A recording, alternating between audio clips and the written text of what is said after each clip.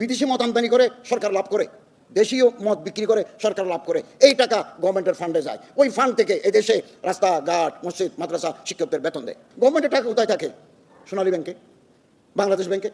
ওখান থেকে জান্ডা বাচ্চা বের হয়, ইন্টারেস্ট দিয়ে আসে, এগুলো আমরা বিতরণ করি। তো আপনি শরীয়ত পাবেন কোথায়? এটা তেমারাতে শরিয়া নয়। আপনি ঘরে বসে মোবাইলে আশেপাশে কথা বলতে পারবেন। রাষ্ট্র পরিচালনার জন্য সেক্রেটারিয়েট আসেন না। কোনো বড় হুজুরকে যদি আজকে স্বরাষ্ট্রমন্ত্রী করা হয়, কোনো শেখুল হাদিস, কোনো আল্লামাতুল কমকাম, কোনো হাকিমুন নফসকে যদি আজকে স্বরাষ্ট্র পদে বসাতে হয়, ওনাকে মদের লাইসেন্স ইস্যু করতে হবে। কেরোইন কোম্পানি থেকে দেশীয় মদ তৈরি হয়, বাংলাদেশ সরকার বিদেশ থেকে মদ আমদানি করে মদের লাইসেন্স দেয়। এটা বাস্তবতা।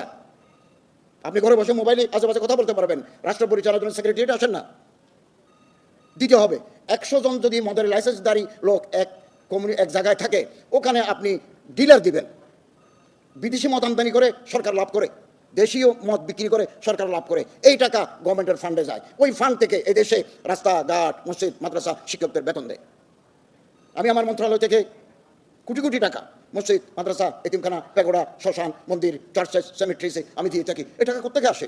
এটা গভর্নমেন্ট ফান্ড, গভর্নমেন্ট অ্যালোকেশন। গভর্নমেন্টের টাকা কোথায় থাকে? সোনালী ব্যাংকে, বাংলাদেশ ব্যাংকে।